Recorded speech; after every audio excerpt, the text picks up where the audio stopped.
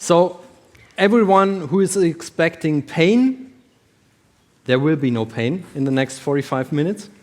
And although I'm talking about JavaScript, but it's not that bad, so don't worry. And I'm a bit surprised, it's pretty packed, so it will be fun. So some words about me. I'm Sebastian Springer from Munich. I'm working as a JavaScript guy for many years, and yeah, it's fun at all.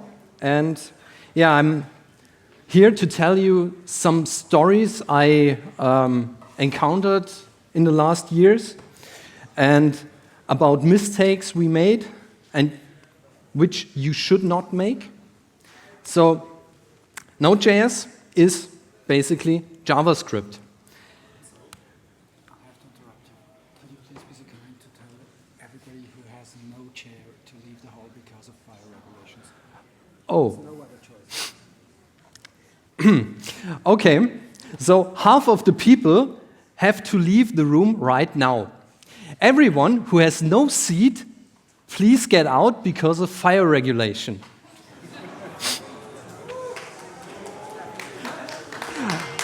Wait a second, I have to take a photo.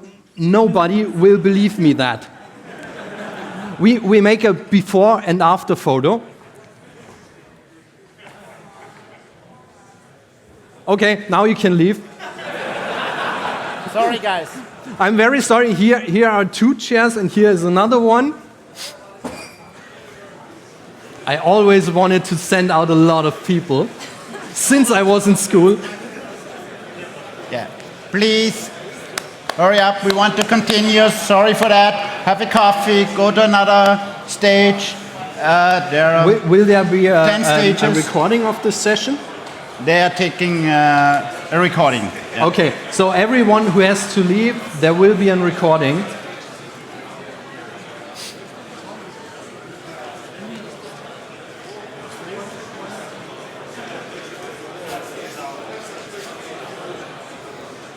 So. Okay. Here, first row seat.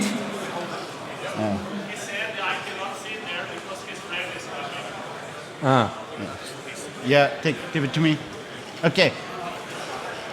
Ladies and gentlemen, can you calm down so that we can continue with the talk even when you're still leaving? Okay? Thank you very much. Sorry for that big problem. Sebastian, continue. Thank you. No, I will not continue. I'm sad right come now. on.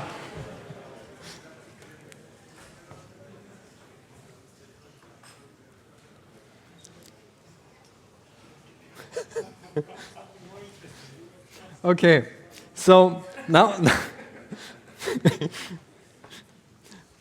now we got rid of half of the audience. We can continue. So I just,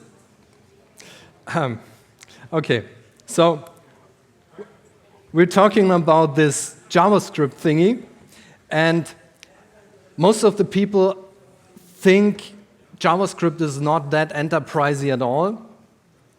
But luckily, JavaScript is there where Java always wanted to be, nearly everywhere, in cars, in machines, in power plants, everywhere, in the deep sea, in the space. So yeah, JavaScript finally has arrived in enterprise, and something enterprisey makes a good talk title and gets accepted in the conference, so just fine. What I will tell you is how to find your way through the JavaScript world, especially in a Node.js environment.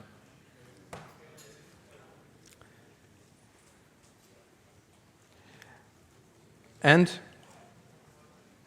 we have a 2-digit version number right now.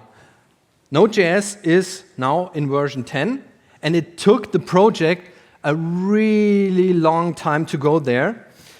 And there was a fork in the community where a lot of people left the core project and did a side project, and then they merged, and then they eventually got to a version bigger than 0.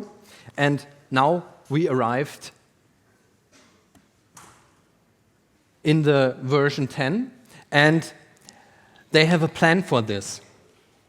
They did not always have a plan, and this was the biggest criticism of the project. And now they have a schedule where you can depend on, and they deliver you with release dates, and they are working on long-term support versions, which you can use if you're building bigger applications and you do not have to update every 2 or 4 weeks, but in a half-year to year cycle, so it's plannable and it's manageable for you. And as you can see, they have the odd numbers and the even numbers, and the even numbers are the long-term support versions, which last half a year in regular version lifetime. Then they go to the LTS version, which lasts 1 year, and then they are transferred into 18 months of maintenance period, which leads to a really, really long time of updates and security fixes, so you can get with this schedule. So, first thing you need to do in your application is you need to start it properly. And the first step you have to take into your JavaScript application is you have to initialize it. And this initialization is for a good reason, because you create a definition file in your project which contains all the necessary information. What's your application's name, what's the version number, what's the dependencies, and so on. So if you're interested in a Node.js or JavaScript project, have a look at the package.json file in the root of the application, and it tells you all the things you need to know. Next thing is, if you're working with a Node.js application, there are npm scripts, which are partly good and partly bad, but we will cover it later on. You have some standard scripts. So if you're facing a Node.js application, you just have to type one command, which is npm start, and then your application starts up magically.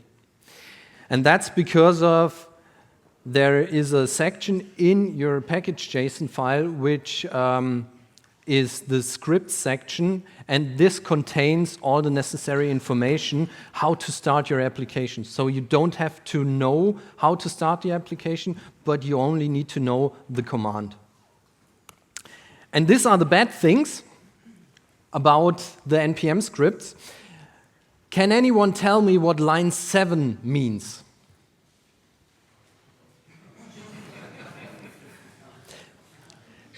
rm minus rf frees a lot of space on your system, which is very good if you don't want to use it anymore. So this is an actual npm package which was in the npm registry and was installed by some people, which are not very lucky, because if you run npm install, it runs in fact 3 scripts: the pre-install script, the install script, and the post-install script.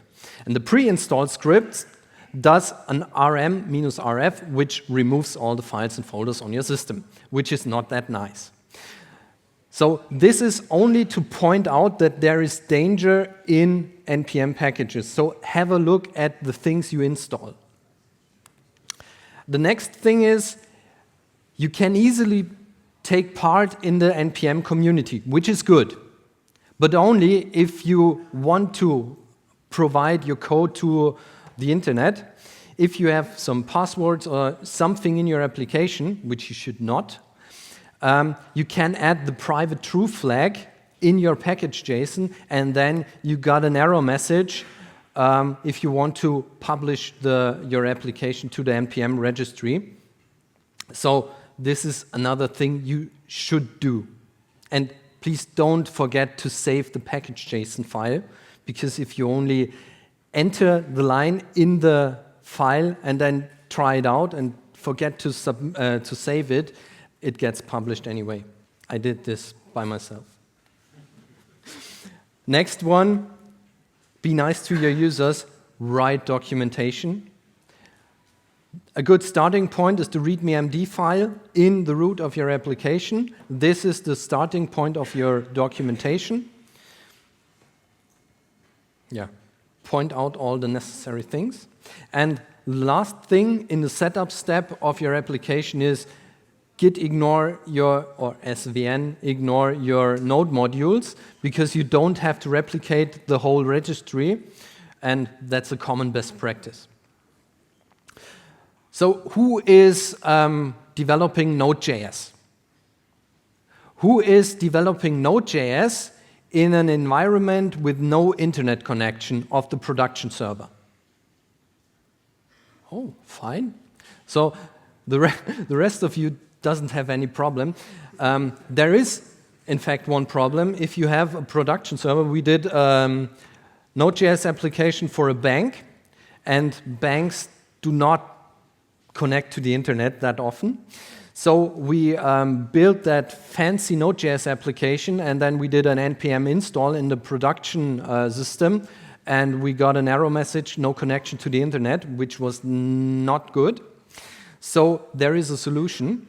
You can use a proxy registry, which is a tool that provides you all the packages you need, so you don't have to check in the packages into your version control system.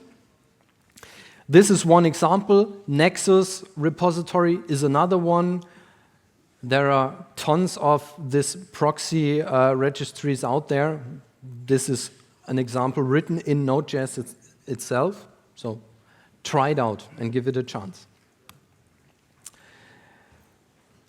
There are some very helpful tools in developing a Node.js application. First of all, there is NVM, the Node Version Manager. If you're developing a library or something that needs to run under various Node versions, just install the NVM, and then you can switch between different Node versions on your system and try your application out in different environments. NVM is a bash script, which means it's limited to Unix systems, and this script comes right out of hell. It's 3,500 lines of pure shell script code, and it does not run on Windows except the Windows bash, I think. But there are alternatives, which are NVM Windows and Nodist, which does exactly the same thing for Windows systems. You can have various Node versions on your system. Next thing, the NodeMon cleans up with a very annoying problem of Node.js development, because you're writing code, you're starting a process, and then you're editing the code, and then you have to restart your process, because Node.js just reads the file once, and then it runs.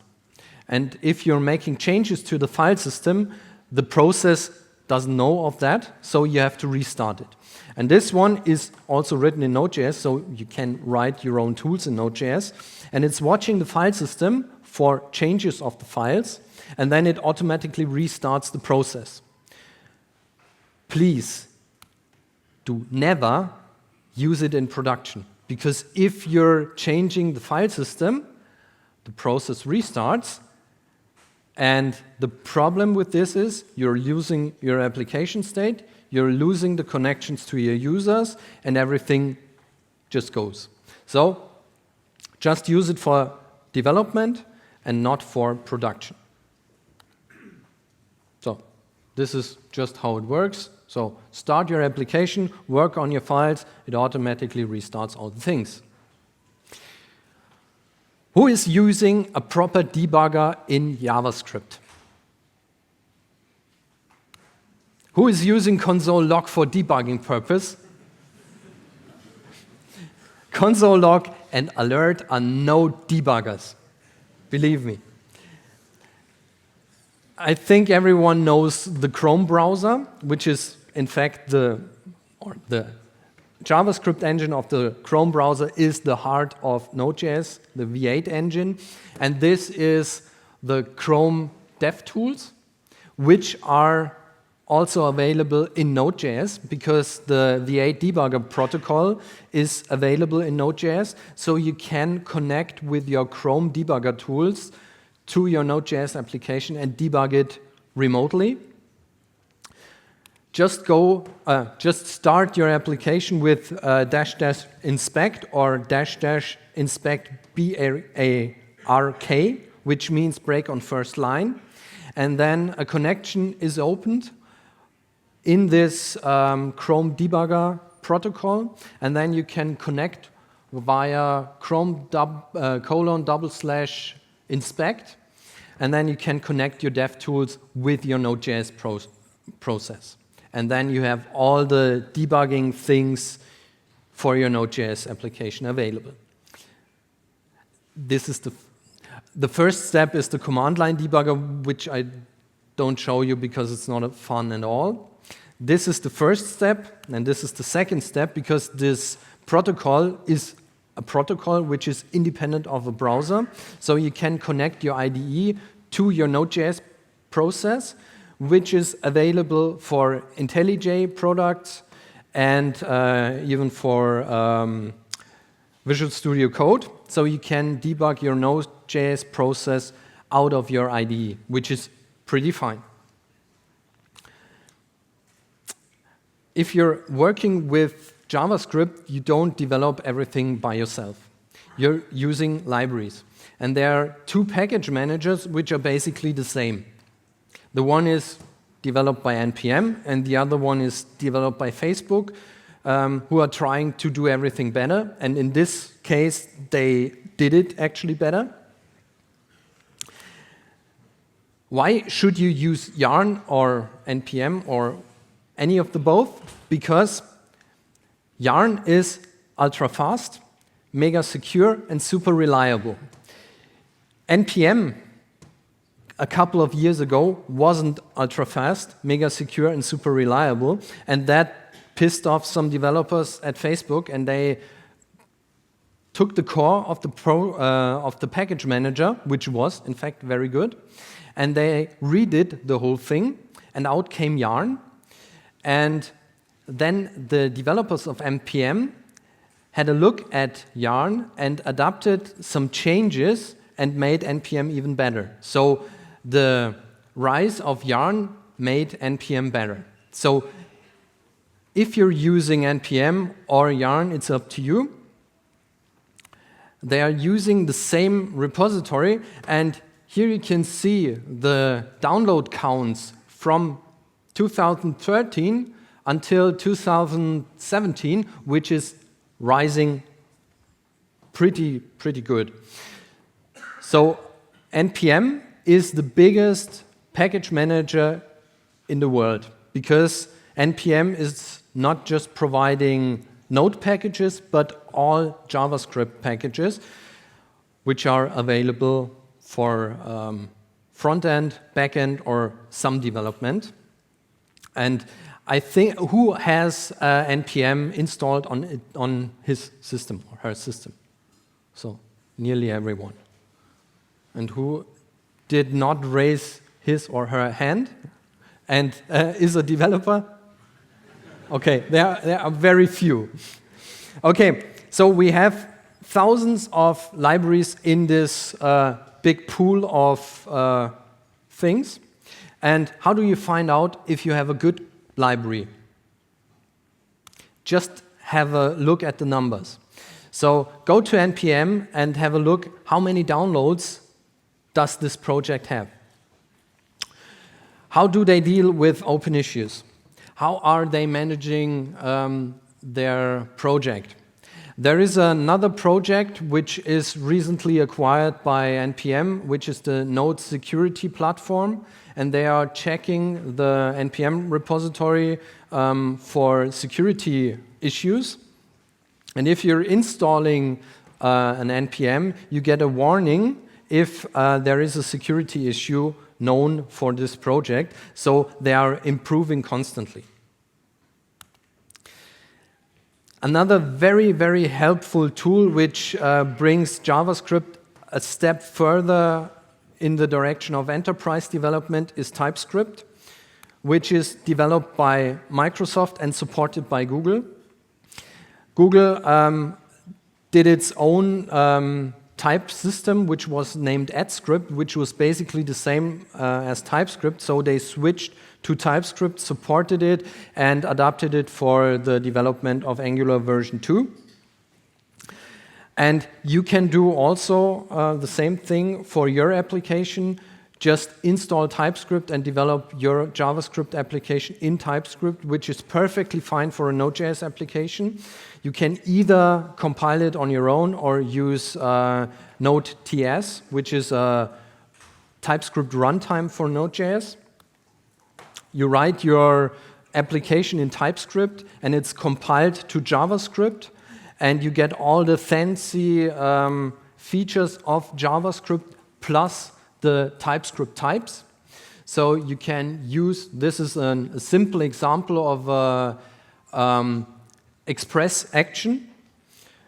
And you have the type annotations in here. You have return types, you have interfaces, generics, all the things a proper developer wishes to have in JavaScript. But there is one problem.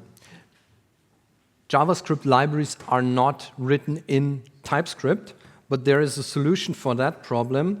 It's known as definitely typed, which is a repository of type definitions. So if you're working with Express.js or jQuery or something, you can use a type definition, load it into your application, and have the type support even if your application or the library you're using is not written in TypeScript. Just install, for example, @types/express with npm, and then you automatically have the typing support for your Express application.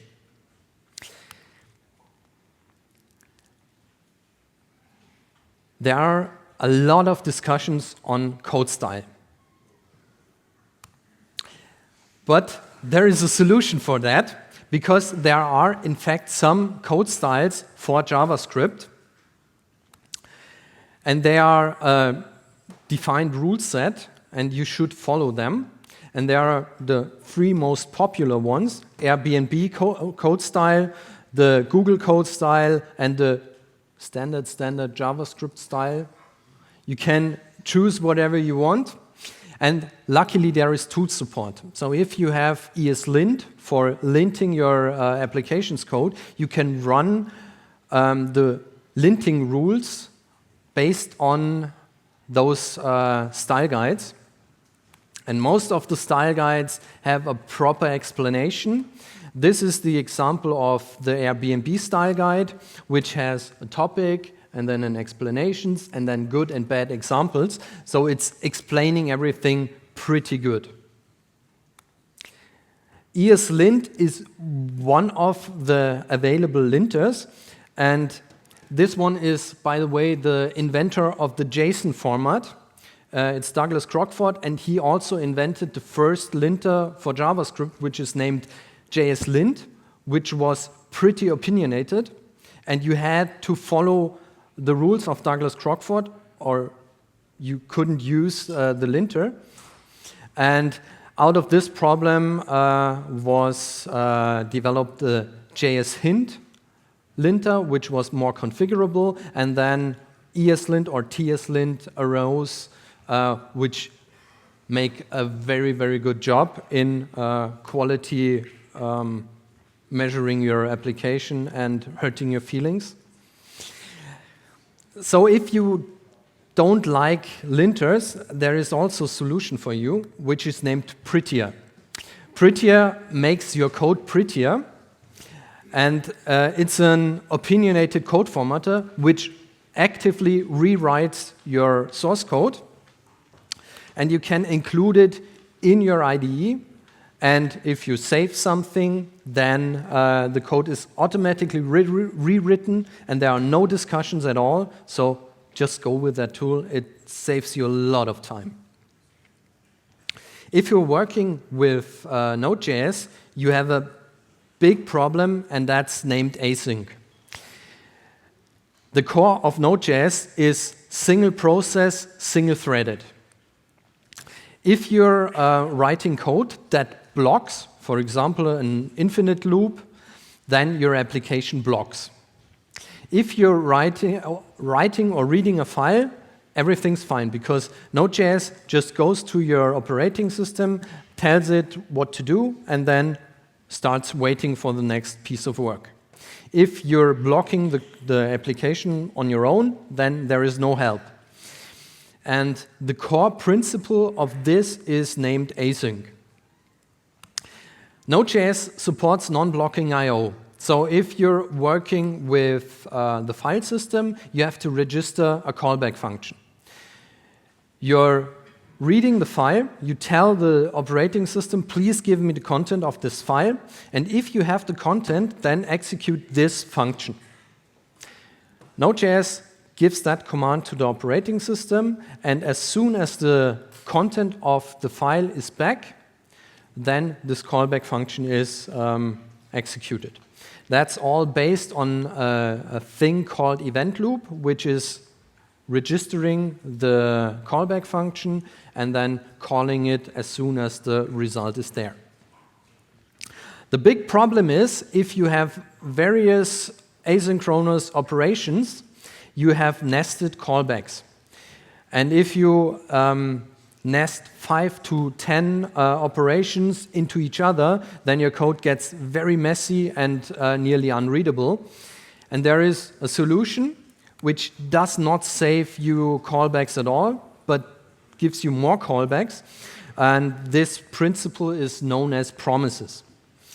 This is the promise flow as described in the Mozilla Developer Network.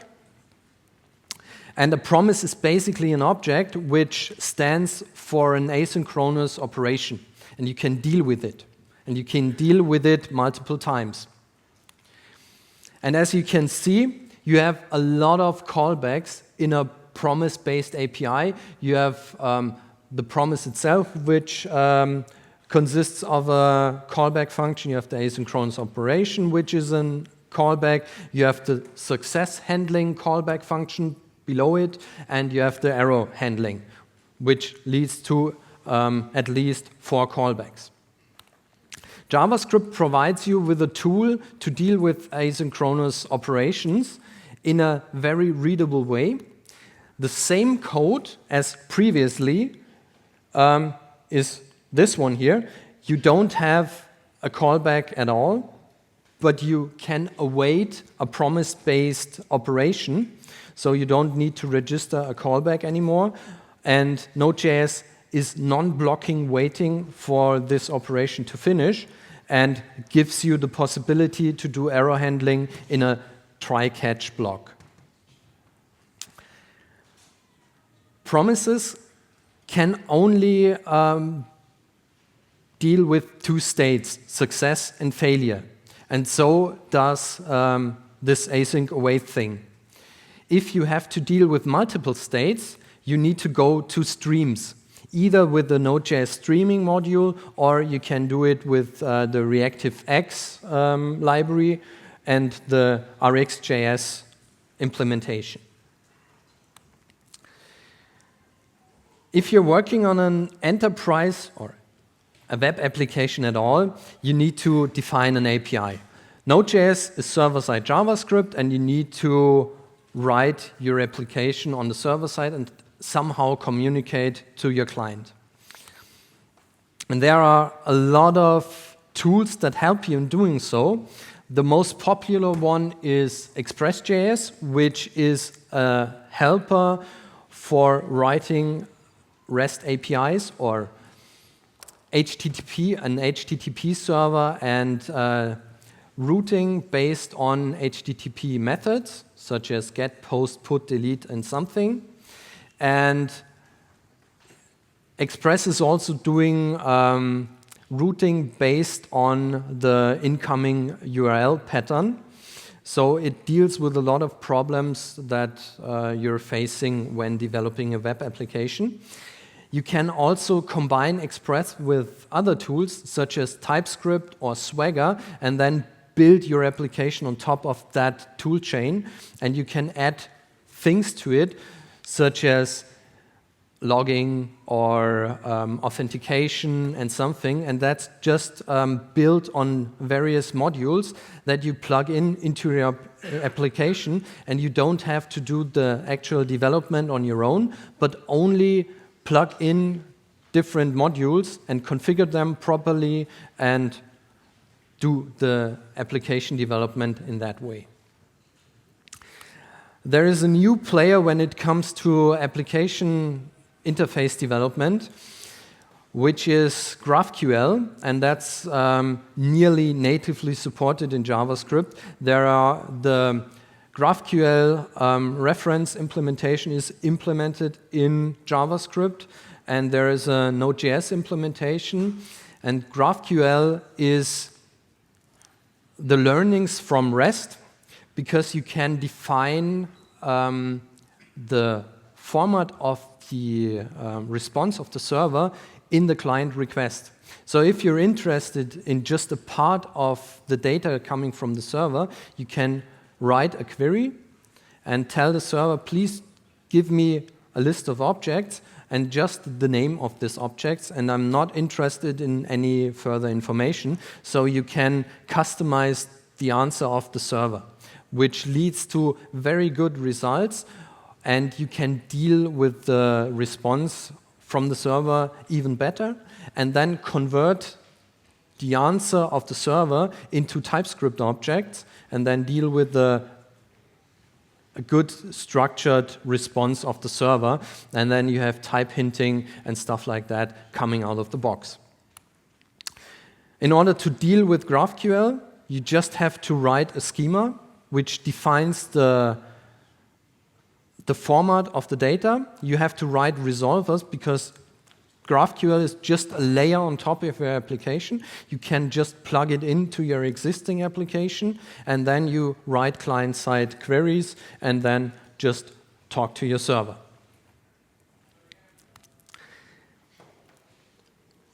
Who's writing tests? No, we don't have time to write tests. Okay, first people are leaving the room.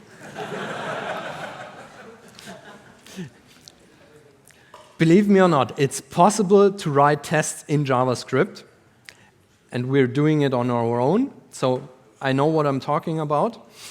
You can write unit tests, and there are a couple of unit testing frameworks for Node.js, and most of them are following the same structure.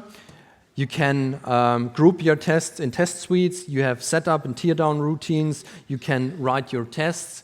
You can write your expectations. You have mocking frameworks. You have everything you need in order to write proper unit tests in JavaScript. And there are no excuses not to write tests, because if you're writing proper business logic in your application, you need tests. And there are some frameworks that assist you in writing tests. The most popular ones are Mocha and Jasmine, which get along pretty well with all the tools I just mentioned. So for example, TypeScript or Express. And there are a lot of helper libraries, such as Sign-on.js, which is a mocking and stubbing library, Mockery, which deals with dependency injection, Istanbul, which provides you with code coverage. So everything's fine. You just have to install the tools, configure them, and use them. You can also do integration testing for your APIs with a tool called Supertest. And this is an example of an Express application. You just write your request, make a call to the server, and then you are writing your expectation. And if the expectation is fulfilled, the test is green. And if not, the test is red, and you have to do some work. Next, second annoying thing is documentation. And I don't need any documentation because my code is self-documenting. That's bullshit. because no code is self-documenting. There is a tool called JSDoc, and you can write proper comments. You don't need to document everything, but you need to document your public API. And that's just being nice to other developers. If you're writing a library, then document everything. That's just being nice to other people. If you have everything in place, you can do continuous integration with your Node.js application, which is just fine and possible. You can use Jenkins or Travis CI, which get along pretty good with all the tools for Node.js, which are writing default formats as an output. So, for example, Mocha or Jasmine are writing XUnit compatible output format, which can be plugged into Travis or Jenkins. If it comes to deploying stuff, you can go for containerization with Docker.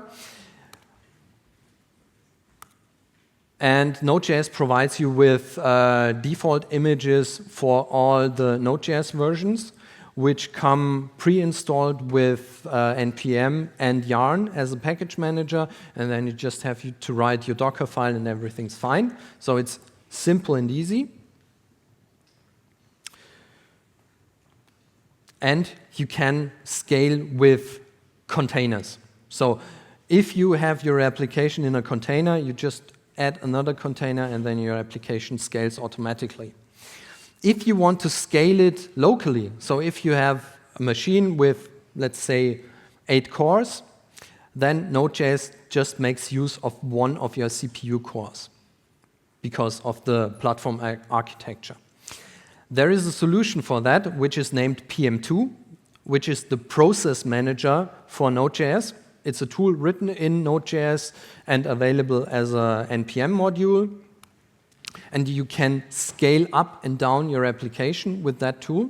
So just PM2 start the application with -i4, which means run the application with 4 instances, which cover 4 of my CPU cores.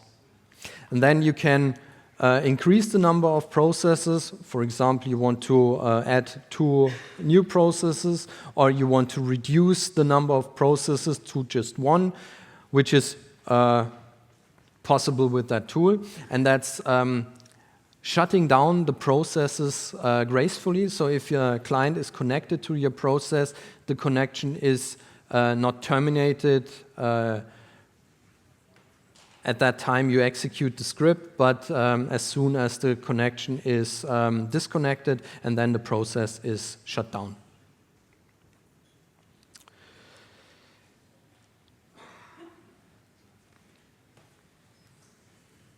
If it comes to performance,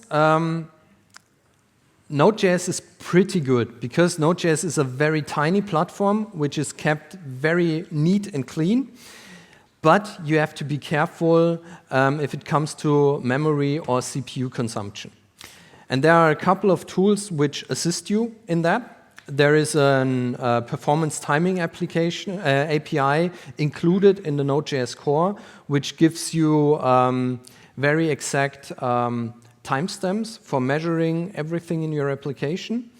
And there are also the Chrome developer tools, which you can use for performance measuring, for example, for heap snapshots or CPU profiling. Just connect your application to the Chrome dev tools, and then you can do the profiling. And last but not least, there is the security issues. If you're writing your application, never trust your users. Use validators, which are pre-built for you. Just npm install them and use them. Use escaping queries in SQL statements. All the SQL drivers of Node.js enable escaping, so everything's fine. And the last thing is, have a look at nodesecurity.io, which is the project npm just bought. Here you can find the latest security issues for NPM packages, and yeah, you should go fine with that. If you have any questions or some work for me to do in interesting fields of Node.js, for example, guiding big machinery with Node.js, just feel free to email me. You don't have to leave the stage. You can just join me. I have to reset my timer, sorry. Okay. Yeah, I'm back. Big applause for Sebastian.